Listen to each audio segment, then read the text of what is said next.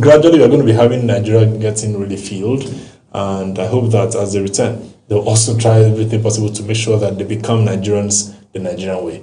Well, the beautiful thing about this is how hospitable Nigerians are. Nigerians are not quick to, want to pay back.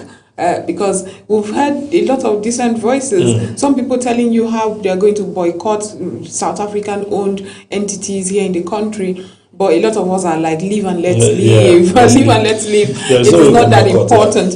Yes, however, it's time for the African Union to have initiatives. I don't know if the producer can pull it up. I saw a video where South Africans had a meeting with Indians, Asians really, the Asian community doing business in South Africa, not to also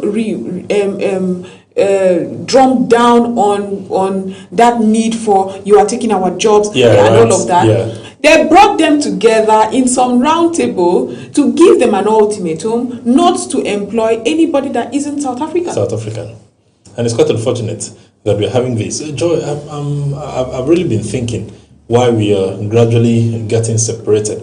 Recall that the last time we had a discussion about this, we talked about the way Africa is supposed to be one, but unfortunately, a lot of little things are actually tearing us apart, where we are now even getting more used to the Western world than the persons we are supposed to call brothers. So when we have such a video come up where we see people sit down to even have some tete-a-tete with those who are of the Western world as against us, who are supposed to come together.